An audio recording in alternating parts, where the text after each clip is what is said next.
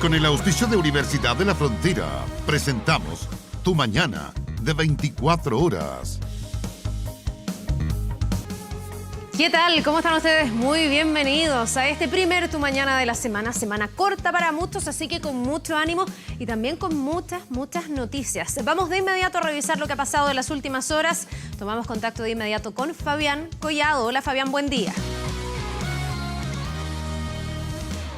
Muy buenos días, Carla. Vamos a revisar una situación que está absolutamente en vivo y en desarrollo. Los peritajes que se están desarrollando al interior de una vivienda que está ubicada en calle Jovino Novoa con Viña del Mar en la comuna de Lampa, luego de que una mujer, una joven de 23 años, falleciera por un grupo de delincuentes, los cuales intentaron balear no tan solo a ella, sino a una chiquitita de 6 años, a su hija. Todo esto comienza la tarde de ayer, cuando estaban esperando padre de 24 años, madre de 23 y su chiquitita de 6 años, que le sirvieran la once por parte de los abuelos de la menor.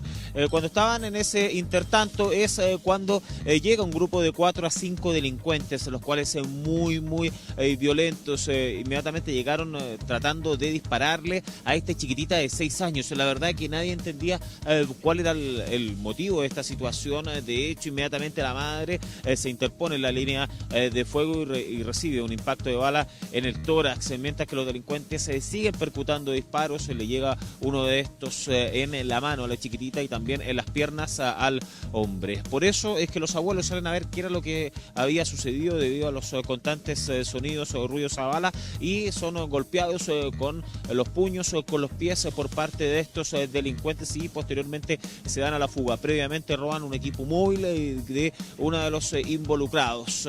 Ahí es cuando inmediatamente trasladan a las víctimas hasta diversos centros asistenciales, donde se confirmó la muerte de la madre de la chiquitita, esta joven de 23 años, la cual perdió la vida debido a este impacto de bala en el tórax, mientras que la niñita de 6 años tiene un balazo en su mano. Afortunadamente está fuera de riesgo vital, pero el padre, debido a estos disparos en sus piernas, se está debatiendo entre la vida y la muerte en el hospital de San José. Peritajes que están en pleno desarrollo ya en el sector norte de la región metropolitana en estos instantes, para esclarecer principalmente cuál fue la motivación de estos delincuentes para ingresar especialmente hasta esa vivienda y percutar esos disparos, porque es una situación que hasta el minuto obviamente nadie entiende, Carola. Y nos quedamos súper pendientes a esta investigación, Fabián, y vamos retomando el contacto a lo largo de Tu Mañana. Hasta un ratito más. Vamos a otra cosa que está marcando la agenda. En cadena nacional, anoche el presidente Sebastián Piñera dio a conocer los principales lineamientos de la reforma al sistema de pensiones, que va a tener un costo para el Estado de cerca de 3.000 millones de dólares. Parte del compromiso es aumentar en un 10% ahora las jubilaciones gracias a los aportes adicionales a la clase media, a la mujer, y que en algunos casos podrían llegar a un 30% para los futuros pensionados. Como ejemplo, el mandatario dijo que si una mujer posterga su edad de retiro en 5 años, podría elevar su jubilación en un 17%. El proyecto contempla además ayudar a personas vulnerables que tengan lagunas previsionales, que estén postrados, mujeres también, y beneficiarios del Pilar Solidario. En un ratito más vamos a estar junto al ministro de Hacienda, Felipe Larraín, aquí en el estudio, intentando pormenorizar, detallar cada uno de los compromisos en esta reforma a las pensiones, que eso sí, tiene que entrar a trámite legislativo. ¿Cuáles son las expectativas del gobierno? También se lo vamos a preguntar en un ratito más al secretario de Estado. 6 de la mañana con 33 minutos, a despertar con mucho ánimo en esta semana que para muchos va a ser corta, así que hay un incentivo adicional y donde la temperatura el día de hoy va a bajar un poquitito, pero de todas maneras se mantiene sobre los 20. Hasta los 22 debería llegar aquí en la capital. ¿Cómo va a estar en su ciudad, en su región? Lo vamos a estar conversando en un ratito con Iván Torres. Por supuesto, a la vuelta de esta pausa también hablamos del triunfo de Jair Bolsonaro en Brasil, la noticia internacional que marca sin duda esta jornada. Esto y mucho más al regreso de esta pausa cortita. Ya estamos de vuelta.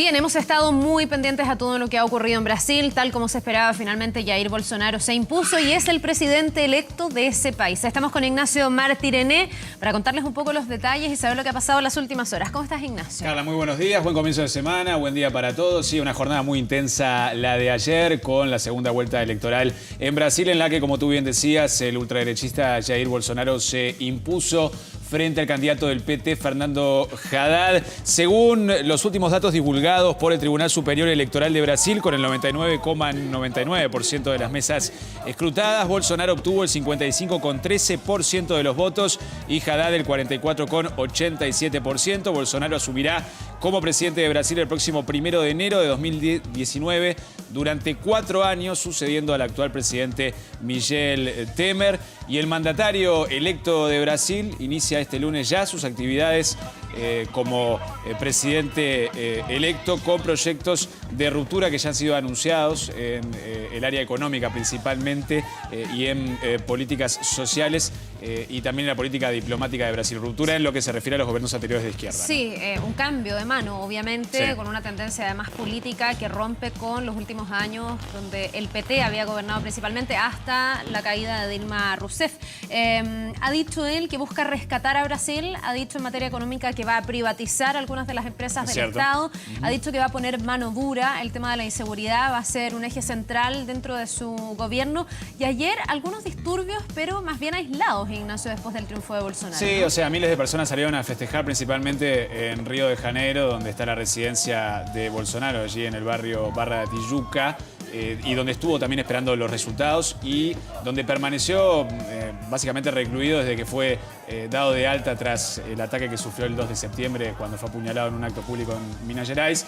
Hubo varios festejos en Río y también en Sao Paulo. Algunos disturbios principalmente entre partidarios de Bolsonaro y de Fernando Haddad, luego de conocidos los resultados, que se dieron muy rápido, por cierto, porque recordemos que cerraron las urnas sobre las 19 horas en todo el país.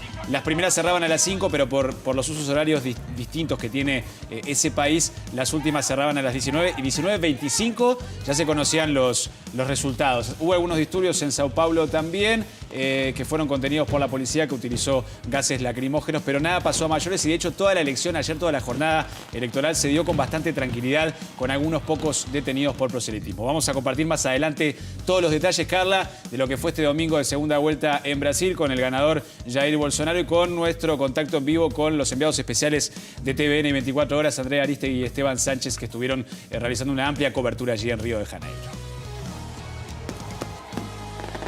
Vamos a hablarles también ahora, y como adelanto de la última noticia destacada a nivel internacional también, un avión de la compañía indonesia Lion Air que transportaba a 188 personas se estrelló este lunes frente a la costa de Yakarta poco después de haber despegado. La aeronave iba desde la capital indonesia a la ciudad de Pangkal Pinang, frente a la isla de Sumatra. Transportaba 178 pasajeros adultos, un niño y 2 bebés, además de los 7 tripulantes de este vuelo. Todavía se desconoce si hay sobrevivientes, mientras las autoridades trabajan en la búsqueda y rescate de las víctimas, y ya se han encontrado algunos cuerpos, algunas personas que murieron tras este grave accidente de esta aerolínea low cost.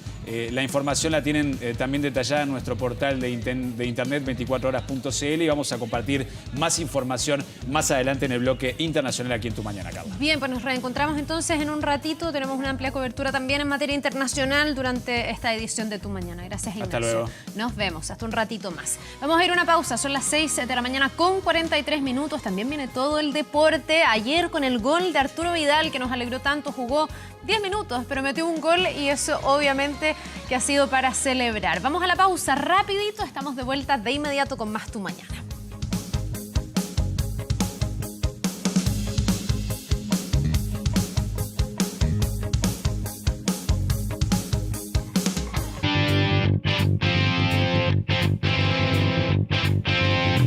Bien, vamos a ver todo lo que dejó este fin de semana en materia deportiva. Estamos para eso con Juan Carlos Campos aquí en el estudio. ¿Cómo estás, Juan Carlos? ¿Qué tal? ¿Cómo estás, Carla? Bien. La verdad es que entramos en un final de campeonato que va a ser emocionante, de un campeonato mediocre. Eso decías tú, mal campeonato, pero con buen final. Sí, Ya, sí, bueno, mal algo es campeonato algo. porque no hay ningún equipo que destaque, no hay ningún equipo que parezca aparcar el nivel futbolístico de este torneo, elevarlo un poquito, todos ahí parejos, y así parejos van a llegar hasta el final al parecer, sobre todo por la derrota que sufrió Universidad Católica, un partido que era clave para mantenerse en la punta, sigue siendo el puntero del torneo, sin embargo se le acercan, se le abre el apetito incluso a Universidad de Chile, que está un poco más lejos, pero Universidad de Concepción está a solo 2 puntos y Antofagasta perdió también una opción de estar muy cerca de los cruzados. Universidad de Chile, sin jugar tampoco un gran partido, logró superar a la Católica. Creo que cuando después de los primeros 15 minutos que jugó bien la U, Católica recuperó el dominio del encuentro.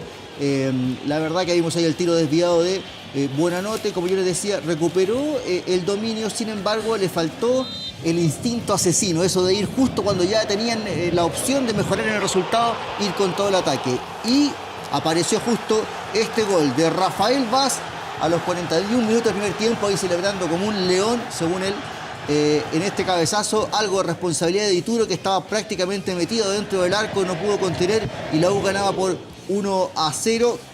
Vemos el tiro de Luciano Agüet, una de las mejores figuras de Universidad Católica, que jugó gran parte del partido con una fractura nasal, pero siguió jugando de todas formas. Hay que ver si va a estar en el siguiente encuentro. Y vemos la gran tapada de Johnny Herrera a esta entrada de Buenanote, quizás una de las tapadas claves de este partido, que, insisto, Universidad de Chile no jugó un tremendo partido, pero fue ordenado, gran trabajo de Rafael Caroca en el medio campo, y al final se termina imponiendo con mucha justicia Universidad de Chile, porque Católica comenzó a diluirse poco a poco. Ahí vemos una opción que logra despejar Johnny Herrera, también un lanzamiento de Agüet, hasta que viene un cambio muy extraño por parte de Beñat San José, saca lateral izquierdo y por esa zona entra uno que estaba cuestionado, ¿se acuerdan? Que estuvo castigado en el partido pasado.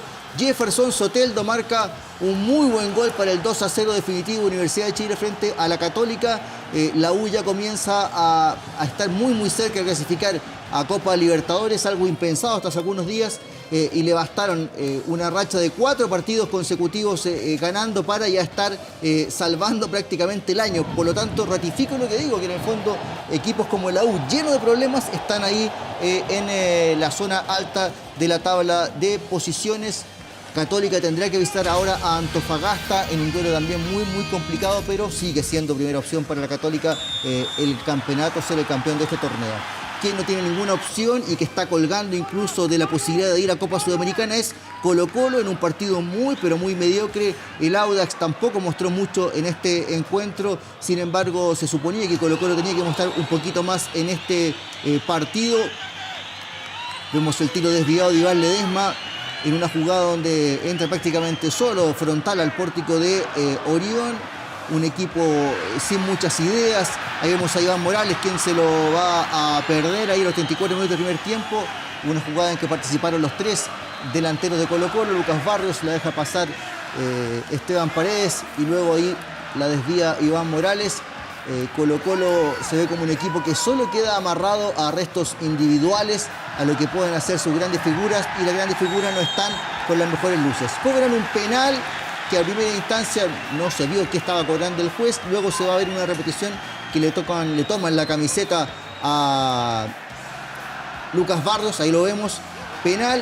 Y quizás la única buena noticia para Colo-Colo en este partido fue que lo convirtió Esteban Paredes, llega a 210 goles, está a 3 de Pedro Heidi González, a 5 de Francisco Chamaco Valdés y a 6 de convertirse en el máximo goleador en la historia de los torneos nacionales.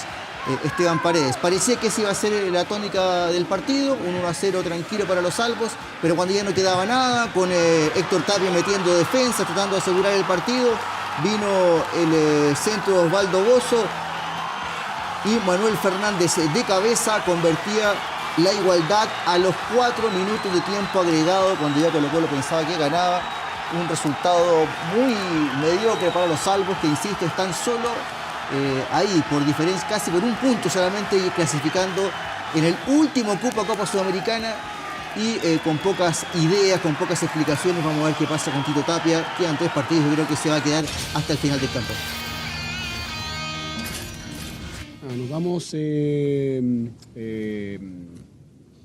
lamentablemente solamente con un punto, pero el esfuerzo que hicieron los jugadores, lo que corrieron, metieron hasta el final, creo que ese, incluso con unos que estaban bastante ya cansados, pero lucharon hasta el final, y eso es lo que te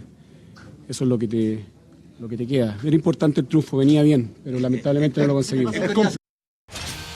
Explicación a la de Héctor Tapia, se le ve confundido, se le ve golpeado.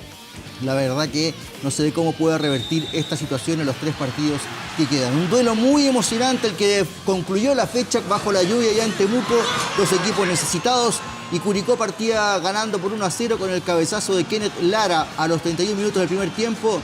Partido jugado ahí en el Germán Becker, arbitraje de Julio Bascuñán, y necesitaba Temuco la victoria, y ahí el tradicional puntete. ¿Para qué le vamos a buscar algún término más sofisticado? Así fue el gol de Matías Donoso, que le daba la igualdad. Temuco ha tenido una caída desde aquella participación destacada en Copa Sudamericana, pero Curicó, con Mauro Quiroga partiendo en el inicio de la jugada en posición de adelanto, pero al final no se cobra y termina convirtiendo el 2-1, 3 puntos vitales para Curicó Unido, y Deportes Temuco queda hundido en el fondo de la tabla. ¿Por qué tanto festejo en Curicó? Porque prácticamente ya se salvan del descenso, que era la primera tarea que le dieron a Jaime Vera cuando asumió hace pocas fechas en el banco de Curicó Unido.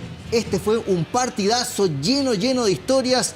Everton frente a Antofagasta, el Everton también está la victoria, y Eduard Bello al minuto del primer tiempo marcaba el 1-0, después tendría ahí una situación especial pidiendo matrimonio, vamos a revisar más tarde esas imágenes. Eduard Bello pasó de todo, hizo los 2 goles, pidió matrimonio, se lesionó, tuvo una verdadera teleserie la que dio el venezolano ayer ahí en Sausalito. Y el Everton de Viña del Mar siguió atacando. Francisco Venegas, gran tiro libre del mexicano, el segundo gol que marca en este torneo a los 39 minutos del primer tiempo. Vean cómo la coloca ahí para la igualdad, el 1-1. Todavía no terminaba esta primera fase cuando vino esta jugada, la saca el portero Paulo Garcés. Sin embargo, sigue insistiendo Everton, no la pueden despejar, no logró contener ahí, y luego Marco Bueno, otro de los mexicanos de este equipo de Everton, marcaba el 2-1, que le daba la tranquilidad para irse al descanso, pero seguía sufriendo el cuadro de Everton de Viña del Mar, porque cuando ya no quedaba nada para estos 15 minutos de descanso, golazo de Eduard Bello, el venezolano, una figura claramente de este campeonato, una gran definición, era la figura, ya había marcado el primer gol, ya había pedido matrimonio, marcaba el 2-2, todo era bueno para él. Sin embargo, después saldría lesionado de una forma bastante severa, y cuando el partido concluía, una muy mala gestión de los defensores que se miran, que no logran despejar, y Oscar Salina marcaba el 3-2. Everton sigue en zona de descenso, pero estos 3 puntos le vinieron de manera espectacular, y Antofagasta sí complica, recibe a la Católica, pero se aleja de la opción del título, aunque ya tiene asegurada su participación por primera vez en su historia en torneos internacionales. Vamos ahora al partido entre Palestino y Deportes Iquique. Gran actuación, gran alza de Palestino, gran actuación del equipo árabe y sobre todo de Luis Jiménez. Agustín Farías marcaba el 1-0 para el cuadro de Colonia a los 39 minutos del primer tiempo. Se complica Deportes Iquique, aunque yo creo que con los puntos acumulados al principio del campeonato no va a tener mayores zozobras en cuanto al descenso.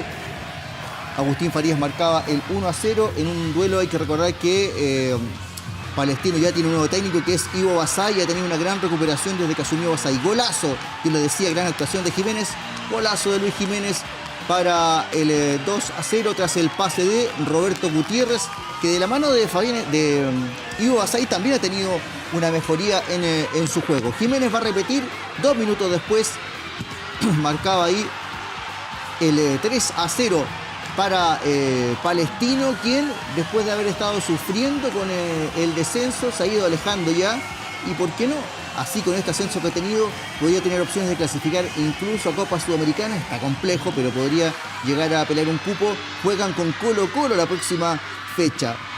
Matías Campos López marcaba el 4-0 a los 24 minutos del segundo tiempo tras pase de Luis Jiménez, protagonista total y absoluto ahí en la cisterna.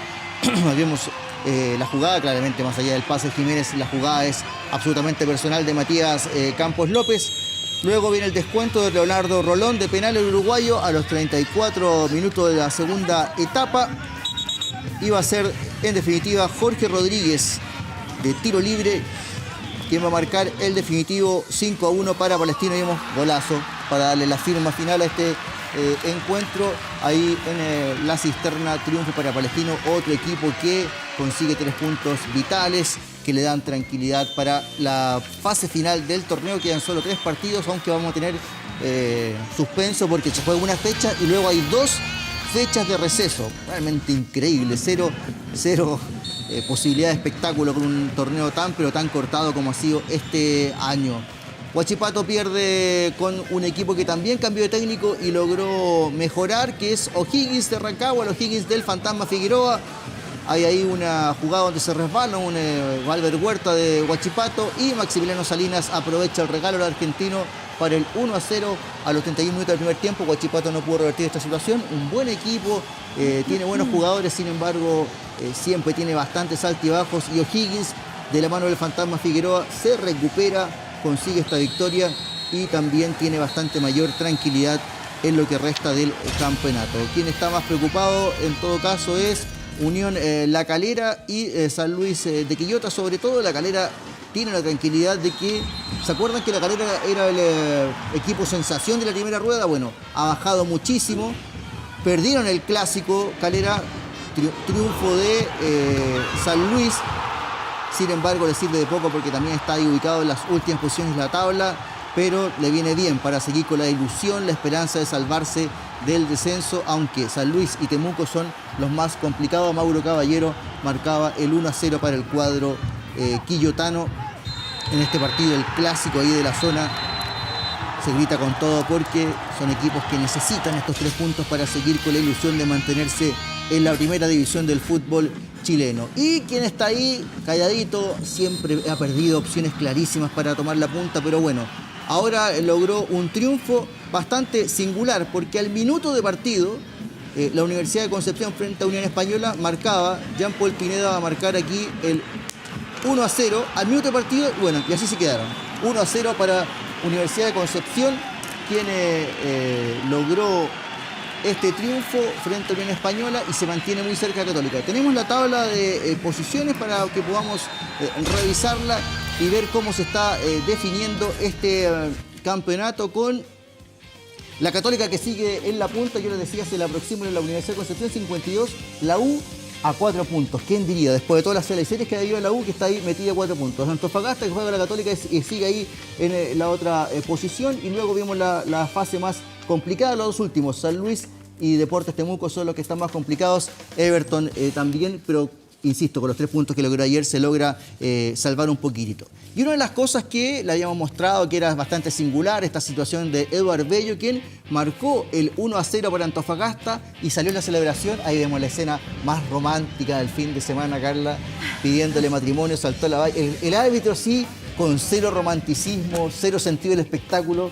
le mostró tarjeta amarilla después de esta acción, pero bueno, es lo reglamentario. No está invitado el árbitro del matrimonio, hay que decirlo. Y bueno, y también es difícil porque me contaban al parecer que se van a ir a Venezuela a casar, pero ahí lo vemos, ahí se ve el anillo. Al parecer, porque uno decían, ¿cómo va a jugar con el anillo? No, lo tenían en la banca, parece, estaba todo preparado. Ella contaba que le había insistido mucho, le parecía raro a ella que él insistía mucho que lo fuera a ver este partido. Bueno, era para eso, pero lamentablemente para Eduard Bello, después durante el partido se lesiona, se produce una fractura de peroné, una fractura simple de peroné y probablemente se pierde el resto del campeonato. Entonces, te insisto, ayer fue increíble, hizo los 2 goles, pide matrimonio y después se lesiona y lo pierde Antofagasta por un partido clave, por ejemplo, frente a la Universidad Católica, que es el duelo que le viene a la gente del norte. Nos vamos al fútbol internacional inmediatamente con una buena noticia, lo decía Carla en el anticipo de este comentario. en el anticipo de este comentario con Arturo Vidal, que jugó poco, pero que eso le valió, le bastó para estar cumpliendo una buena el Barcelona.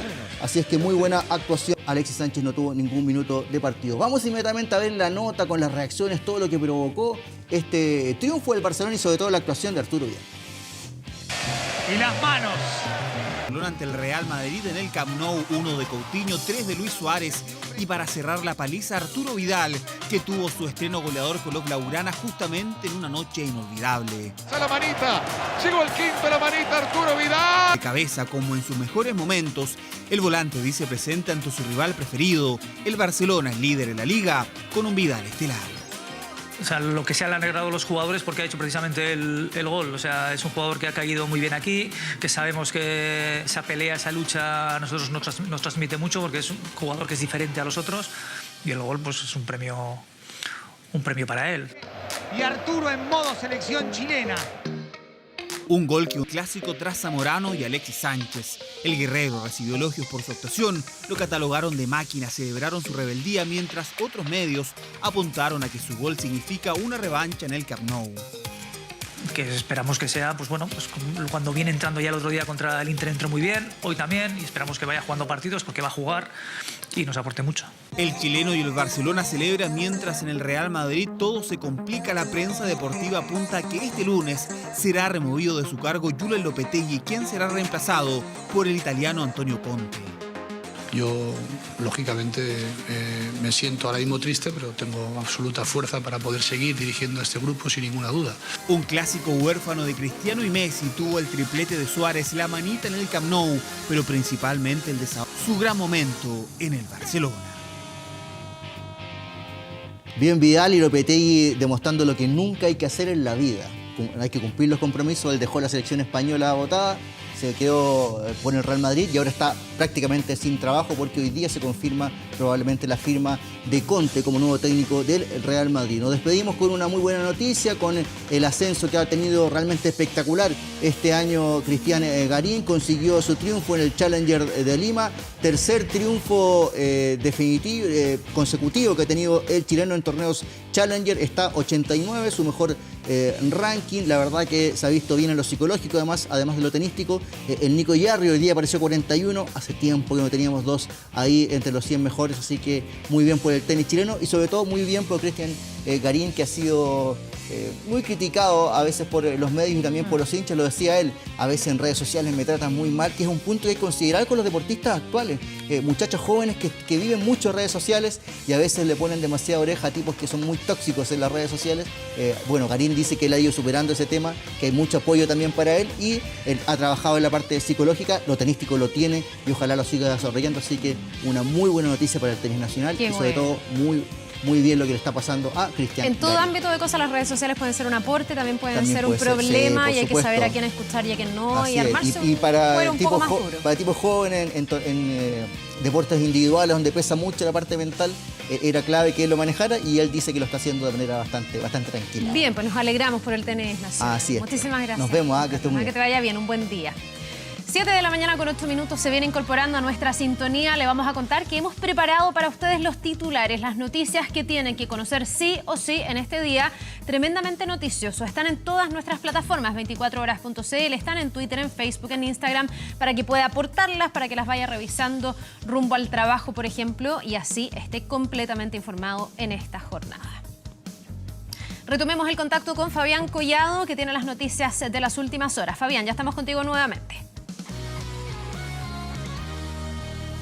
Exactamente, Carla, muy buenos días. Nuevamente vamos a revisar esta información que llega del sector norte de la región metropolitana de la comuna de Lampa, donde una madre, por salvar la vida de su hija de 6 años, fue asesinada al interior de su domicilio. Todo esto ocurrió durante la tarde de este domingo en la intersección de Jovino Novoa con Viña del Mar. En ese lugar estaban compartiendo los padres de esta chiquitita de 6 años en el antejardín. Están esperando esperando que los abuelos de la menor sirvieran la once, cuando en esos instantes llega un grupo de entre 4 a 5 delincuentes, los cuales muy violentos llegaron disparando y de hecho estuvieron amenazando con un arma de fuego a la pequeñita de 6 años para que ella no fuera la víctima, para que ella no fuera baleada por parte de estos antisociales. La madre desesperada de 23 años se puso en la línea de fuego y ella en definitiva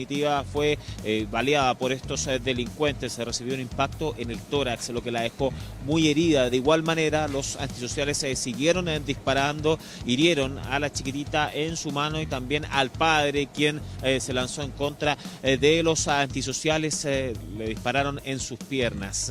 Ahí cuando ya sienten toda esta ráfaga de disparos en el exterior del domicilio, los abuelos de la chiquitita salieron a ver qué es lo que sucedía, qué es lo que estaba pasando, cuando ellos fueron golpeados con los puños, con los pies por parte de los antisociales para posteriormente darse la fuga. Eso sí, habían alcanzado a robar un teléfono móvil. Ahí fueron derivados hacia diversos centros asistenciales. Las víctimas, la madre, como decíamos, perdió la vida lamentablemente debido a la gravedad de estas lesiones. María Navarro, de 23 años, mientras que el padre fue llevado hasta el hospital San José, donde se está debatiendo entre la vida y la muerte. Está con heridas de gravedad y la chiquitita afortunadamente está fuera de riesgo vital. La brigada de homicidios de la Policía de Investigaciones es quien está concluyendo los peritajes en el lugar. Revisamos las imágenes en vivo porque han estado interrogando a las personas involucradas, a los vecinos, con el fin de poder esclarecer estos hechos y poder ver en definitiva cuál fue la motivación de estos sujetos para llegar a disparar a todas estas personas, para llegar tan violentos, porque la razón, el motivo hasta el minuto se desconoce. Vamos a revisar algunas declaraciones que entregó la policía hace instantes. Solicitaba la presencia de la Brigada de Homicidios por la muerte de una mujer de 23 años que se encontraba en este caso en el SAPU de la comuna de Lampa, aparte de 4 personas más lesionadas, entre ellas una menor de edad de 6 años de edad. La familia habría estado tomando once en horas de la tarde, ocasión en que habrían llegado al domicilio alrededor de 4 o 5 sujetos, desconocidos para ellos, quienes ingresan todos premonidos con armas de fuego y comienzan a disparar en contra de la familia. Como dije anteriormente, la familia desconoce el porqué de esta situación. Hasta el momento desconocen por qué estuvieron disparando estos delincuentes. Lo que va a ser crucial el relato de las personas con el fin de poder identificar a estos delincuentes que hasta el momento están prófugos, pero se les está imputando a estas personas que todavía no están detenidas el robo con homicidio debido a la sustracción de este equipo móvil. Estamos hablando de algo que trae una pena, la verdad, bastante fuerte, que es superior a los 10 años y un día de cárcel. En estos minutos estamos revisando claramente las imágenes en vivo allá en la comuna de Lampa, donde los peritajes están concluyendo en estos instantes con el fin de poder esclarecer estos hechos que obviamente van a tener resultados en las próximas horas. Carmen. Bien, muchísimas gracias, Fabián. Retomamos el contacto en caso de ser necesario. Hasta un ratito más. Bien, vamos a un tema que sin duda nos importa a todos. La noche de este domingo, el presidente Sebastián Piñera dio a conocer en cadena nacional el proyecto de reforma previsional. Queremos hablar sobre los detalles, en qué consiste este proyecto. Estamos para eso aquí en el estudio con el ministro de Hacienda, Felipe Larraín. Ministro, muchísimas gracias por estar con nosotros y bienvenido. Hola, Carla.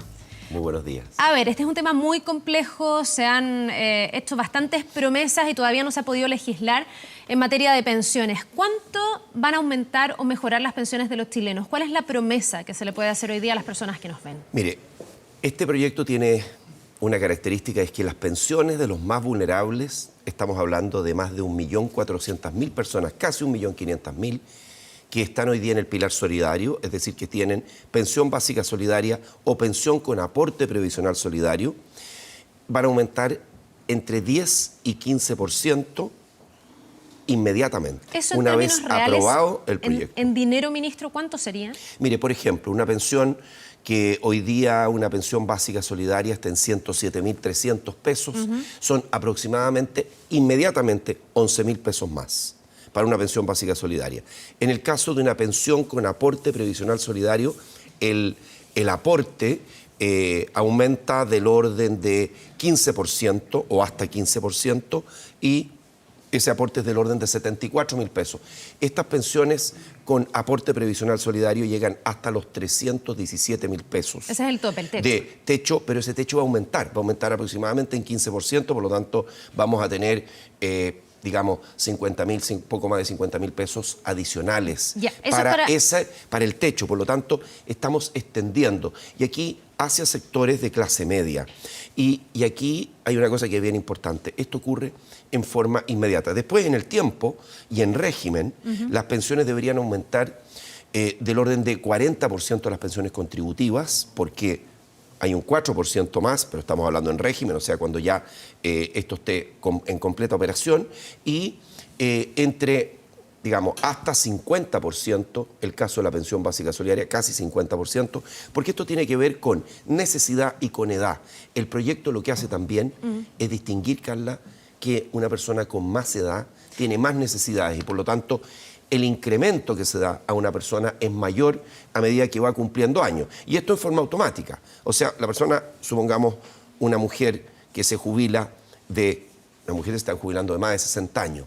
Pero la mujer además va a tener el bono mujer y puede tener el bono clase media si son pensiones contributivas. Ya, ministro, ¿cuánto se va a mejorar, ya que habla de las mujeres, la pensión de las mujeres y en cuánto tiempo? Porque usted me ha dicho para los más vulnerables que están dentro del pilar solidario, este aumento va a ser inmediato. Tanto así que algunos parlamentarios lo llaman a usted a incluir esto en la ley de presupuesto porque este es uno de los temas que concita más apoyo. En el caso de las pensiones de las mujeres, ¿cuándo y cuánto? Mire, es interesante esto porque cuando nos llaman a incluirlo en la ley de presupuesto, le quiero decir que nosotros hemos contemplado que esto se tramita durante 2019 y por lo tanto va a estar incluido, por supuesto. Está incluido en la programación financiera, que es el programa de mediano plazo. Pero no para que este hacemos. presupuesto, para el del próximo No para año. este presupuesto porque consideramos que este es un proyecto que se va a discutir en el año, durante el año 2019 en el Congreso. Ya, porque ahí hay un punto donde están todos más o menos de acuerdo, donde sería más fácil avanzar, me imagino, en materia legislativa. Sí, lo que pasa es que en los proyectos de ley hay que sacarlos completos.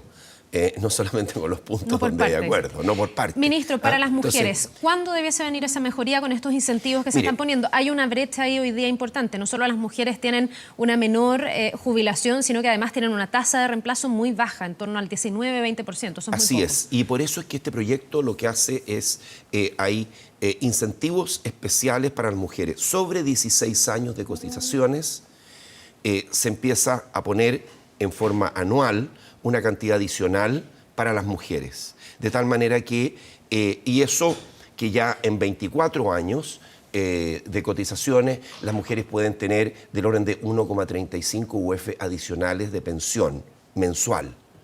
Estamos hablando de cifras en torno a poco más de 45.000 pesos de pensión mensual, que son las 1,35 UF. Ahora, hay otra cosa adicional que es bien importante, que es que y hoy día está ocurriendo, porque usted tiene toda la razón, Carla, que la mujer además puede jubilar, porque no todas se están jubilando a los 60, puede jubilar a los 60, y tiene a esa edad una expectativa de vida de casi 90 años.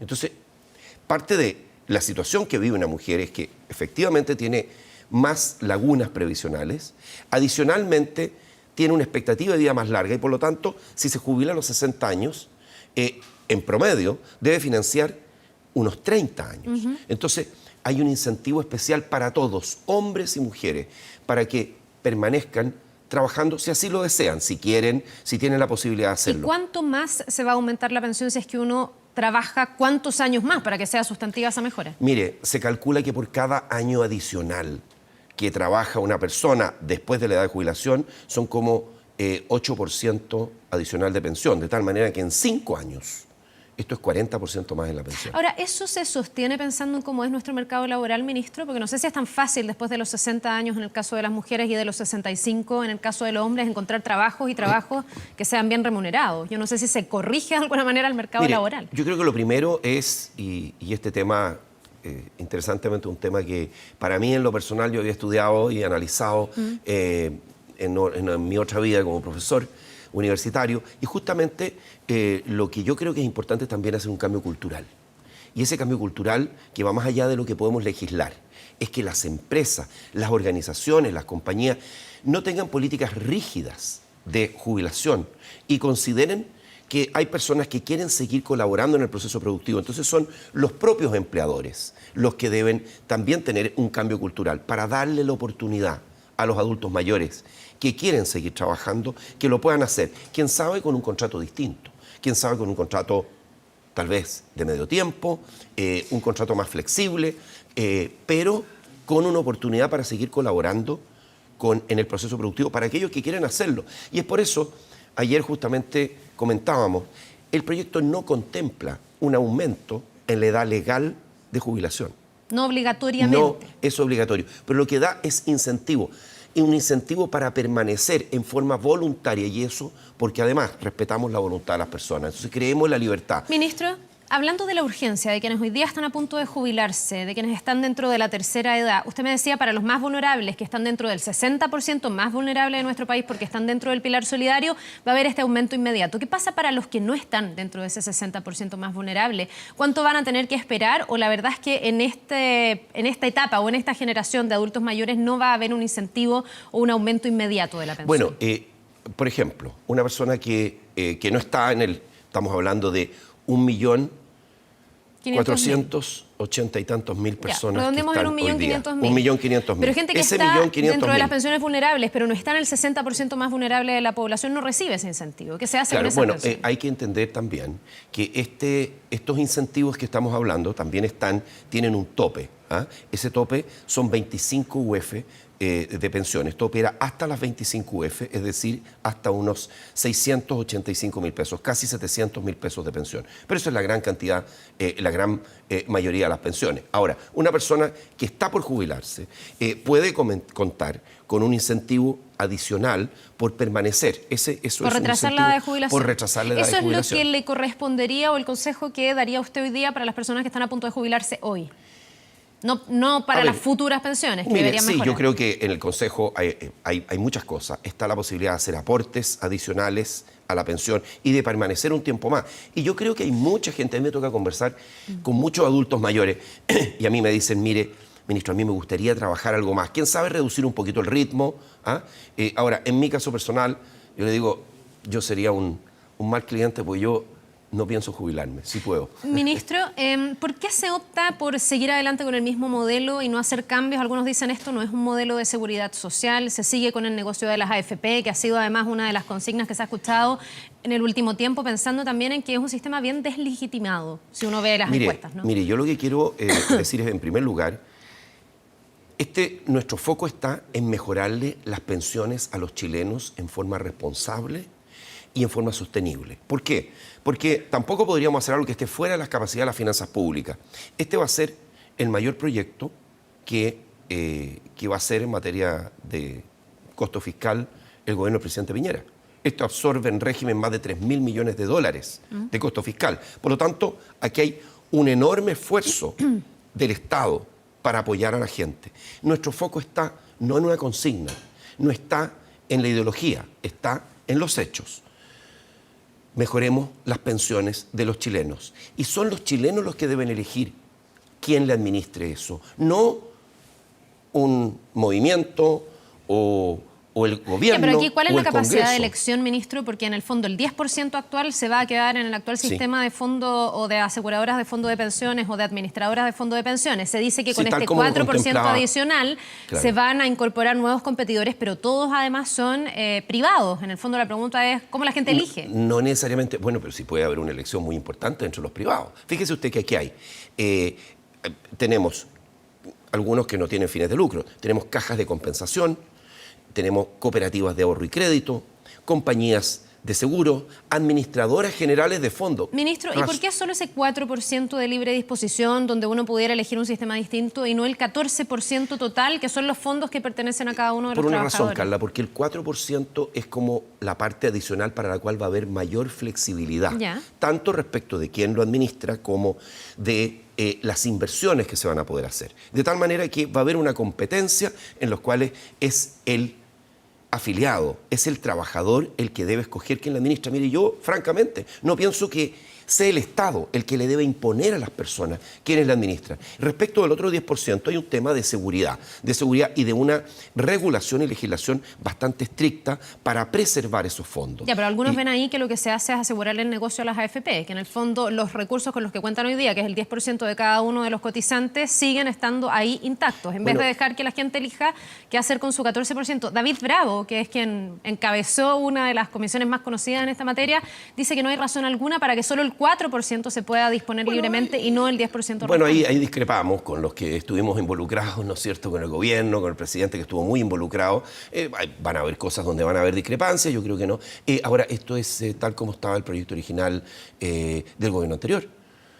Entonces tampoco hay una diferencia. En el gobierno anterior se habló de una especie de consejo que podía administrar estos fondos adicionales tipo canadiense, recuerdo que dijo en su momento el ministro Valdés. ¿El Estado no podría tener un rol mayor, pensando en que hay gente que a lo mejor también tiene un sesgo ideológico en esto y querría que esos fondos estuvieran en manos estatales y no necesariamente de privados que negocian? Sí, claro que sí, es posible, porque al haber una posibilidad de que las administradoras generales de fondos, AGFs, tengan una participación en este 4% adicional y puedan competir, está la posibilidad de que Banco Estado decida crear, a través de la AGF que tiene Banco Estado, una filial con giro exclusivo, porque esto es muy importante, nosotros vamos a mantener el giro exclusivo de la administración de fondos para evitar todo tipo de problemas que podría ocurrir si cualquier entidad pudiera prestar estos servicios sin tener este giro, y por lo tanto el Banco Estado podría incursionar, y la gente que quiera preferir. Ahora, yo le quiero ¿Banco decir Estado una con las mismas lógicas de mercado o con otras lógicas? Porque en términos bancarios, Banco Estado a veces funciona casi igual que cualquier otro banco. Banco Estado, oiga, lo que pasa es que también Banco Estado tiene que sobrevivir. ¿Sí? Banco Estado es estuvimos recién en una actividad, abrimos la sucursal de Lo Espejo, que no tenía banco con Banco Estado. Más de 120.000 personas en Lo Espejo van a tener una sucursal bancaria, lo hicimos la semana pasada. Y Banco Estado está llegando a los 11 millones de cuentas RUT. Casi 2 de cada 3 chilenos tienen una cuenta RUT de Banco Estado. Por lo tanto, ahora, el que quiere que sea una entidad estatal y esa carga ideológica es muy fuerte, quién sabe pueda tener esta oportunidad. Pero le quiero decir una cosa, Carla. Yo creo que los chilenos no tienen un sesgo. Lo que quieren es tener más bien mejores pensiones. Para finalizar, Y la gran demanda es por mejores pensiones. Y el proyecto de ley que presentó el presidente Piñera les ofrece mejores pensiones a los chilenos. Ahí debe estar el debate, Ministro, no en la carga ideológica. Solo para finalizar, porque usted además tiene una agenda bien apretada, está bien requerido hoy día, ¿qué le pide a los parlamentarios de oposición? Había hartas críticas. Álvaro Elizalde, por ejemplo, desde el Partido Socialista, dice que esperar 4 décadas para que las pensiones mejoren es excesivo. Hay otros que dicen que aquí, no porque haya más actores, va a haber necesariamente competencia. Lo dice, por ejemplo, la senadora Goitz. ¿Qué le pide usted a la oposición? No, yo pido buena disposición, como la misma que ha tenido el gobierno. Hemos logrado sacar adelante varios proyectos ya, con aquellos en la oposición que están disponibles para dialogar. Hay algunos que han mostrado esa buena disposición, otros no. Así es que con aquellos que tengan, porque esto no es obligatorio, ojalá que todos pero se requieren votos para que salga el proyecto, ministro. Yo estoy confiado que van a haber algunos que van a estar grupos, no solo personas, no solamente parlamentarios, pero hay grupos, partidos políticos que van a estar dispuestos a dialogar, como así lo han hecho. Hay 2 tipos de oposición en este momento en Chile. Hay una oposición dialogante y hay otra oposición que no lo es. Y por lo tanto nosotros tenemos que conversar. Es como cuando usted saca a bailar a alguien, ¿no es cierto? Usted no puede bailar y forzar a alguien a bailar. Tiene que esperar que le digan que sí. Bueno, y eso es un proceso que ya se está dando, esa posibilidad de tener ese diálogo. Pero un punto adicional con el cual me gustaría que no se quedara fuera. Uno de los grandes problemas que tenemos hoy día en pensiones son, como usted decía, las lagunas previsionales y el crecimiento económico. Es el crecimiento uno de los principales formas a través de los cuales vamos a mejorar las pensiones. Cuando la economía está estancada, cuando no se crean empleos de calidad, empleos que tienen contratos, seguridad social, los chilenos sufren con menores pensiones. Y en eso a mí me enorgullece que nuestro gobierno ha dado una lucha, ha estado trabajando para que esta economía se ponga de pie y eso está ocurriendo. La economía se está poniendo de pie. Muchísimas gracias por esta entrevista, ministro. Nos quedamos muy atentos al trámite legislativo. Que le vaya muy bien. Muchas gracias. Un buen día. Nos vamos rápidamente a una pausa cuando son las 7 de la mañana con 29 minutos. Ahí están las calles de nuestra capital. Volvemos de inmediato con más Tu Mañana.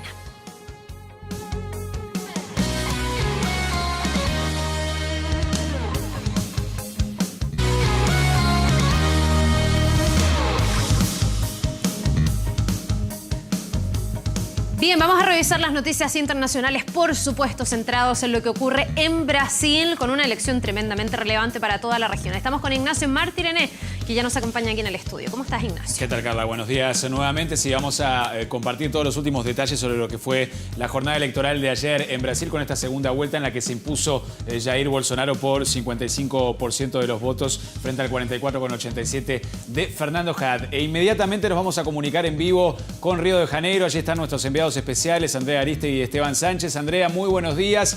Luego de una extensa jornada de trabajo ayer con una muy importante cobertura la que realizaron allí desde Brasil con esta elección tan relevante, no solo para ese país, sino para Sudamérica. Muy buenos días y adelante, te escuchamos. ¿Cómo estás, Ignacio? Carla, muy buenos días a todos los que nos escuchan a esta hora. Yo ya con la portada del diario Globo, que da cuenta del triunfo de Jair Bolsonaro. Ahí tú dabas los últimos porcentajes oficiales en relación a esta elección presidencial.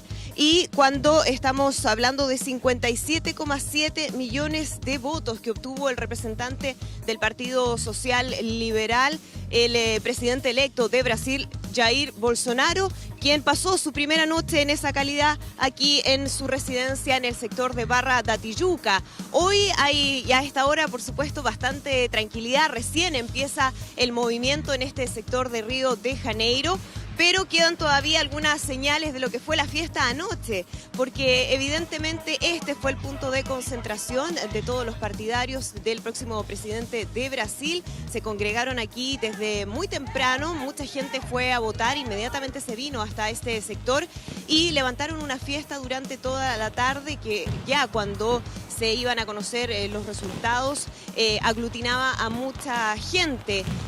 7 en punto, que fue el momento en que se dieron a conocer los resultados, recordemos, por el cambio de horario, pese a que las mesas se cierran a las 5 de la tarde y que aquí en Río de Janeiro ya hace 2 horas estaba listo.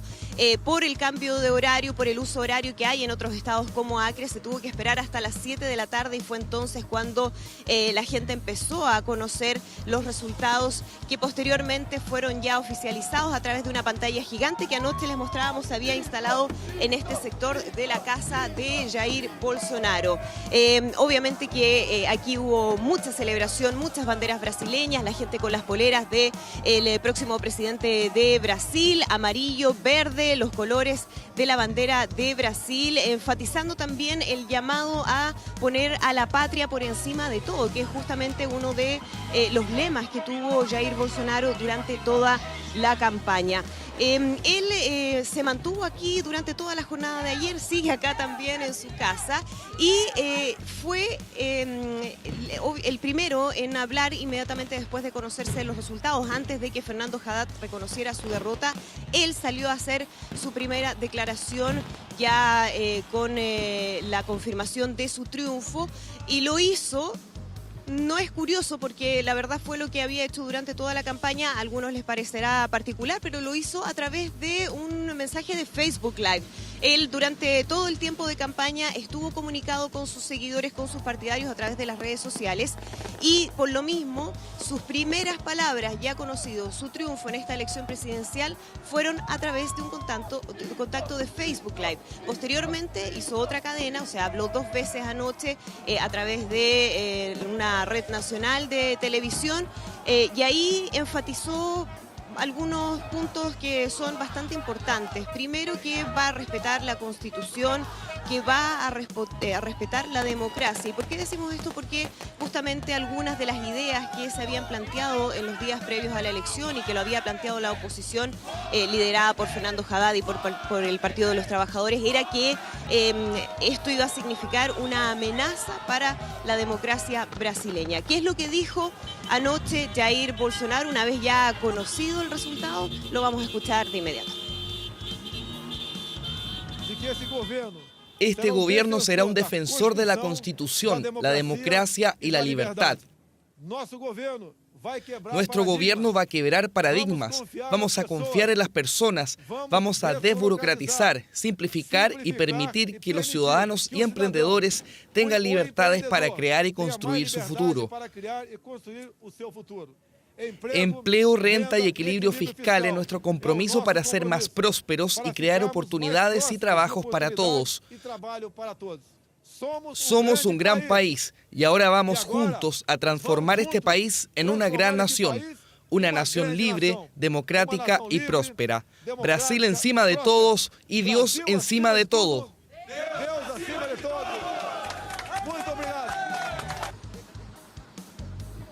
Brasil encima de todo, Dios encima de todo. De hecho, en esta primera declaración que hace, en este primer contacto, una vez ya conocido su triunfo, lo hizo con algunos libros en señal de justamente lo que van a ser los lineamientos de su gobierno. Tenía la Constitución, la Biblia, un libro sobre Winston Churchill y otro de un escritor conservador de Brasil.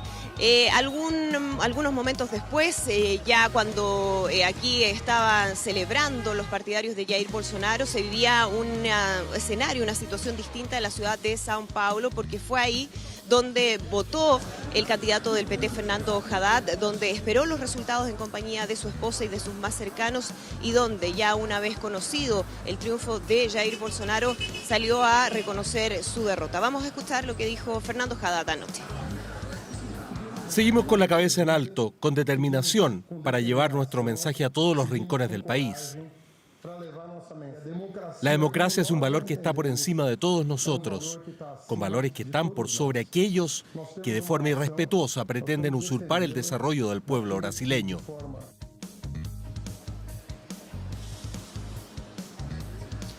Bueno, dentro de las cifras que hemos ido conociendo teníamos la del triunfo de Jair Bolsonaro, la diferencia que tuvo con Fernando Haddad, pero ha llamado la atención también el número de votos blancos y nulos que hubo en este proceso electoral. Entre blancos y nulos sumaron un 9,6%, que es un récord en cualquier proceso electoral desde la recuperación de la democracia en este país. ¿Qué es lo que se viene para los próximos días a partir de hoy mismo? Porque aquí en Brasil lo que se hace es establecer un gobierno de transición para que se empiece a traspasar el mando, las cuentas fiscales y todo lo que corresponde, toda la información del gobierno, para que el presidente, cuando asuma el próximo 1 de enero de 2019, tenga ya trabajo adelantado. Entonces, a partir de esta misma mañana, el equipo que trabaja con Jair Bolsonaro, y obviamente él va a estar liderando esas decisiones, va a establecer un gobierno de transición que se estima son unas 50, 52 personas de su equipo más cercano, que va a estar temporalmente en esos cargos, aunque evidentemente después pueden continuar si es que el presidente así lo determina. Y ya se empiezan a conocer algunas de las decisiones que va a tomar, por ejemplo, el futuro ministro de Hacienda, porque aquí hay, por supuesto, un eje y aquí hay una énfasis que se ha hecho desde el primer momento en relación a la necesidad de mejorar la economía, de aumentar el crecimiento, de bajar el déficit fiscal que existe en este país, disminuir el gasto público, y es por eso que ya se dan algunas señales de lo que va a hacer el gobierno de Jair Bolsonaro.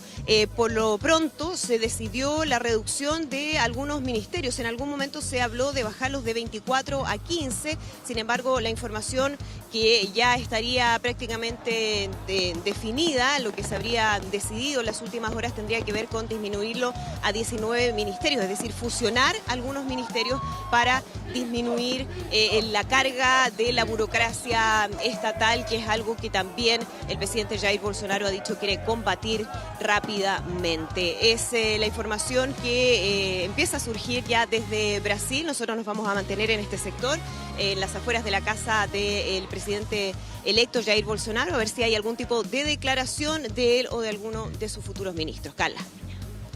Bien, Andrea, muchas gracias por la información desde allí, con toda la cobertura que han realizado en los últimos días. La verdad que una jornada intensa la de ayer, que como mencionábamos, Andrea, se desarrolló con bastante tranquilidad, lo cual es positivo considerando lo que fue una campaña bastante virulenta y con ataques constantes entre los candidatos y también en cuanto a los partidarios tanto del PT como del PSL. Vamos a retomar el contacto con Andrea Aristegui más adelante entonces. Muchas gracias por la información desde allí. Y como decíamos, Carla, un resultado electoral que era previsible según las encuestas, que se consolida con esta ventaja de casi 10 puntos porcentuales a favor de Jair Jair Bolsonaro, que ya comienza la transición en estas próximas horas con el gobierno de Michel Temer. Vamos a cerrar el panorama internacional hablando de una noticia de las últimas horas de esta mañana que tiene que ver con un avión de la compañía indonesia Lion Air que transportaba a 188 personas y que se estrelló este lunes frente a la costa de Yakarta poco después de haber despegado. La aeronave iba desde la capital indonesia a la ciudad de Pangkal Pinang frente a la isla de Sumatra. Transportaba a 178 pasajeros adultos, un niño y 2 bebés, además de los 2 pilotos y los 5 auxiliares del vuelo. Todavía se desconoce si hay sobrevivientes, mientras las autoridades trabajan en la búsqueda y rescate de las víctimas. El Boeing 737 de la aerolínea low cost Lion Air había solicitado regresar al aeropuerto de Yakarta luego de despegar y poco antes de que se perdiera el contacto con el control aéreo sobre las 6:30 de la mañana, hora local. De hecho, las últimas informaciones han detallado que el avión había sido reparado recientemente, mientras obviamente se inició una investigación a causa de este accidente. La desazón y la tristeza enorme de los familiares de las víctimas se ha visto por todo el mundo y ya se confirman el rescate de algunos cuerpos de personas que murieron víctimas de este accidente de avión, Carlos. Bien, seguimos bien atentos a todos los detalles de este lamentable accidente y, por cierto, también a todo lo que está ocurriendo en esta jornada muy relevante en Brasil. Muchísimas gracias, Ignacio. De nada, Carla, hasta luego. Que te vaya bien, igual. Un buen día. Nos vamos a ir a una pausa. Son las 7 de la mañana con 44 minutos. Ánimo a levantarse. Así está la capital a esta hora y esperamos 22 grados para esta jornada. Pausa rapidito y ya estamos de vuelta.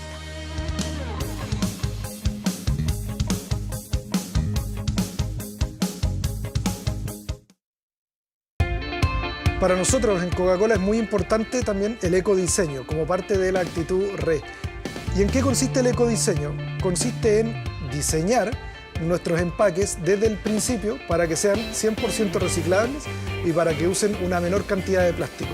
Entre estas dos marcas estamos ahorrándole al planeta en Chile 1.400 toneladas de plástico al año. Solo detrás de Vital, más de 300 toneladas menos de plástico al año. Eso equivale a más de 400 autos fuera de circulación en términos de emisiones o 3 piscinas olímpicas llenas de plástico que no están llegando hoy día a nuestras ciudades en Chile. El ahorro de plástico acá equivale a 15 piscinas olímpicas, o si lo llevamos a emisiones de CO2, más de 2.000 autos fuera de circulación al año solamente detrás de esta botella de acá. ¿Cómo nos podemos sumar todos a Actitud RE? Una forma es prefiriendo envases ecodiseñados como el de esta botella que tengo acá de Vital. Nosotros ya nos sumamos en Coca-Cola y los queremos invitar a todos a sumarse. Es muy fácil.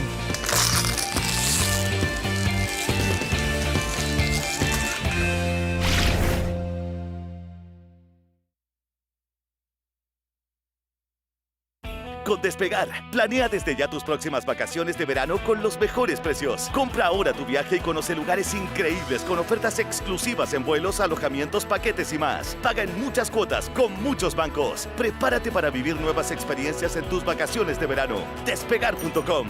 Viajar es posible. Estamos transmitiendo en directo desde La Habana, a 320 metros de profundidad. Vamos a conectar. 24horas.cl está donde tú estás, en la televisión, en un computador y en tu móvil.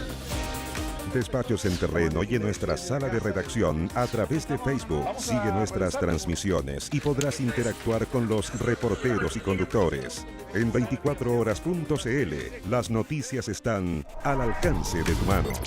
¿Quién es el mejor deportista de la historia de Chile? Buena pregunta. Yo te pregunto, ¿a ti quién es el mejor deportista de la historia? Pero el entrevistador estuvo. No, dime el nombre, no me des explicaciones, tienes que mojarte el poto, hermano. Ya hay un ojo, a mí me gustaría Figueroa. No hay ni nacido, huevos, cuando vale a Figueroa.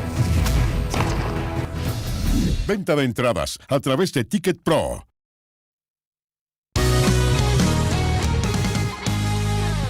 Descubre hoy los nuevos modelos Kia Sorento y Kia Sportage Special Pack, edición limitada. Kia, the power to surprise. Bien, queremos analizar los resultados que dejó la elección presidencial en Brasil. Para eso vamos a tomar contacto con Alejandro San Francisco, historiador de la Universidad Católica.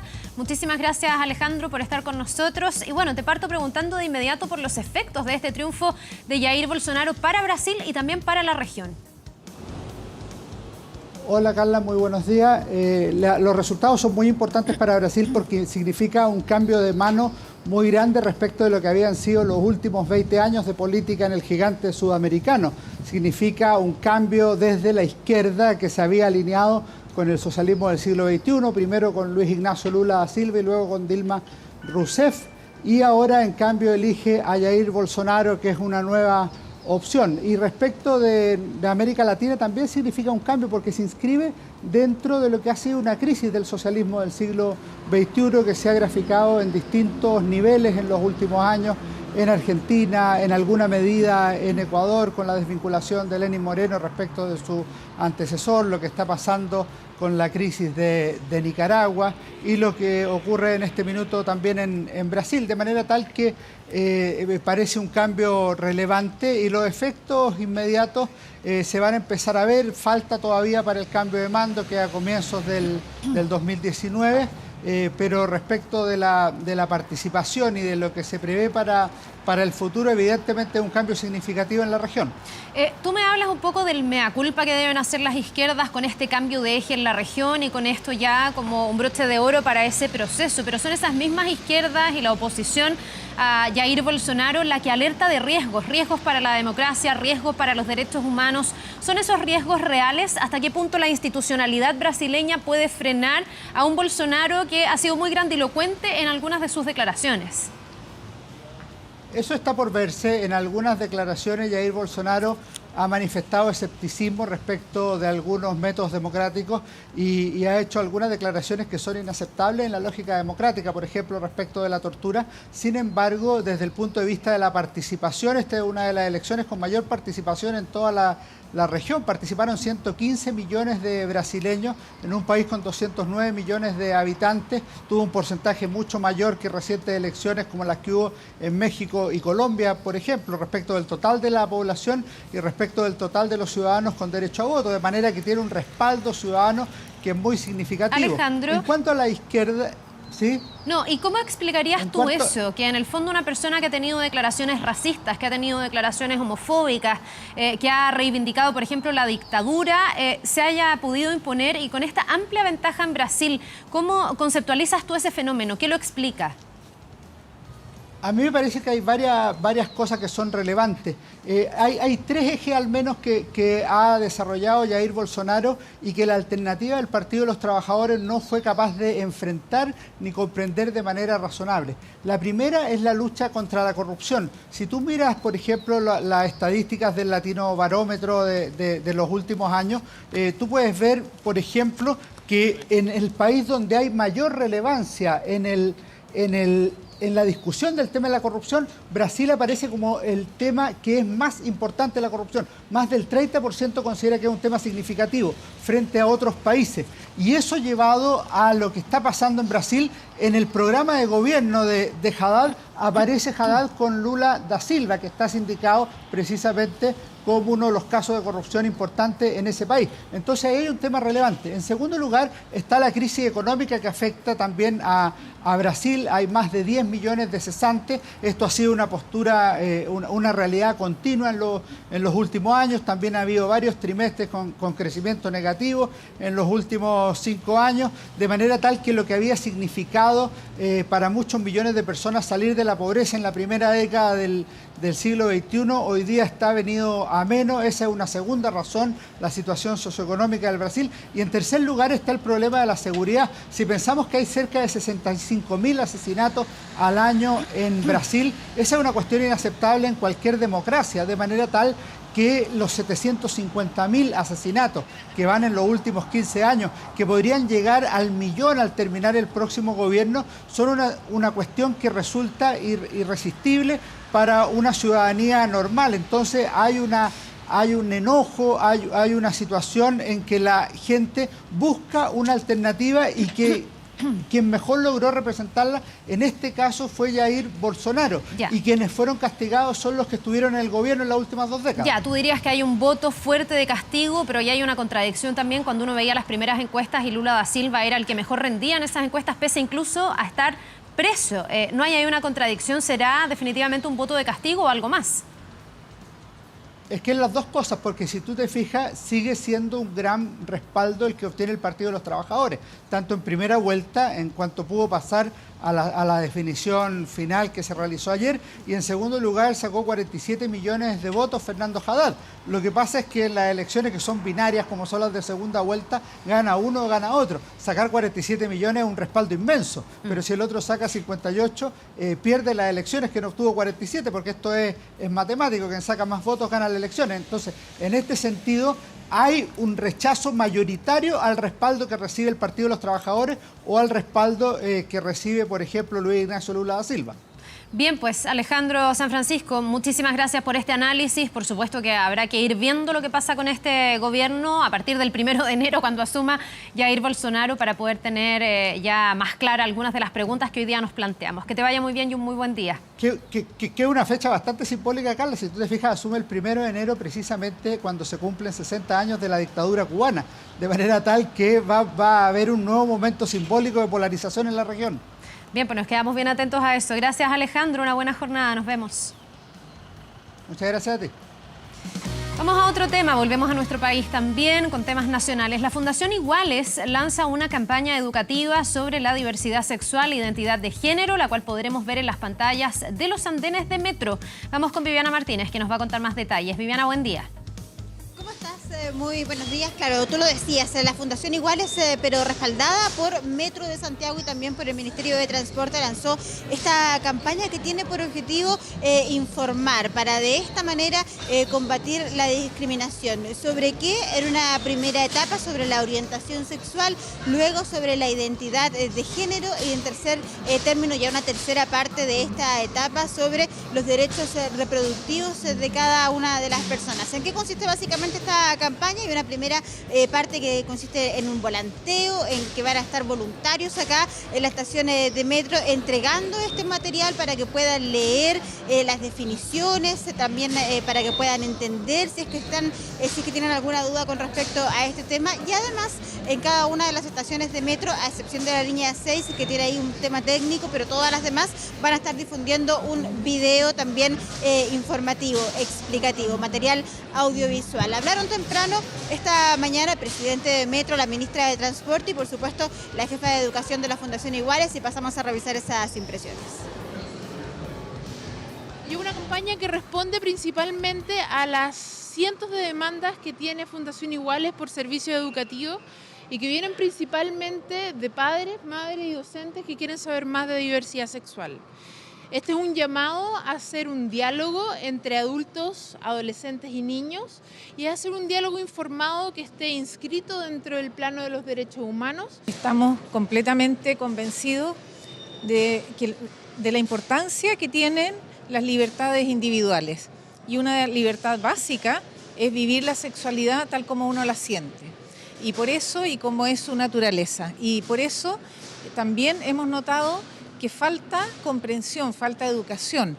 Es momento de pasar de los titulares de la inclusión y de la diversidad a la vida normal, a la interacción entre las personas. Un privilegio poder sumar, apoyar a la causa de la Fundación Iguales. Eso refleja que Metro está haciendo las cosas bien, que Metro tiene los espacios, que Metro tiene la capacidad de difundir los derechos de las personas, y en este sentido siempre Metro se ha caracterizado por ser inclusivo, por ser democrático, y tenemos espacio para abordar todas estas causas que son tremendamente importantes y que nos van haciendo mejor como sociedad.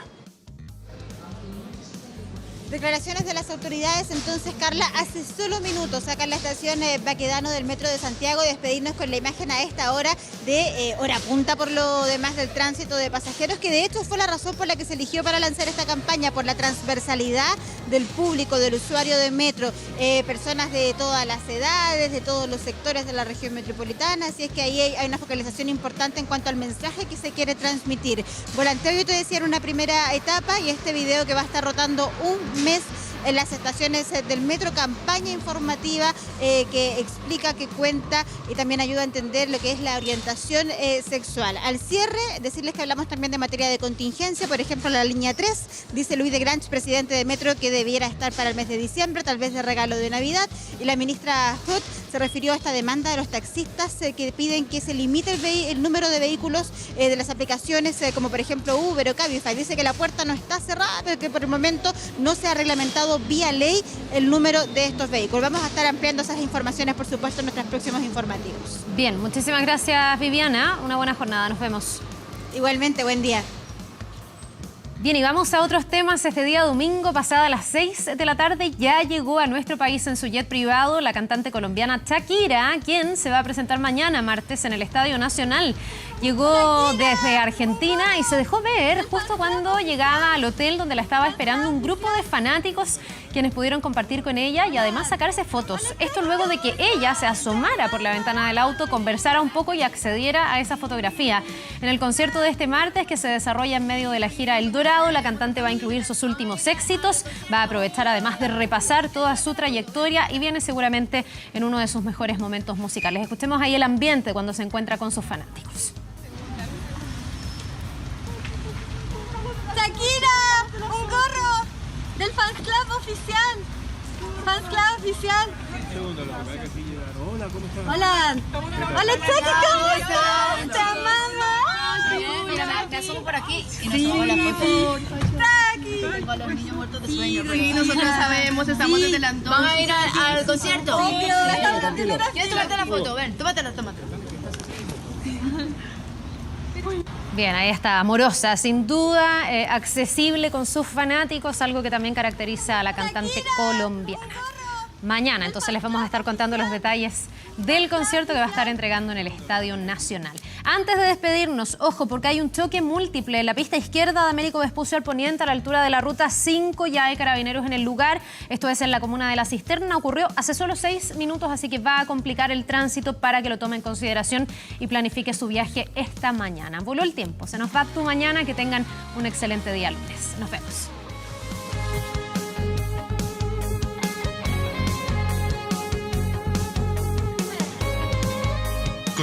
Con el auspicio de Universidad de la Frontera, hemos presentado Tu Mañana de 24 horas.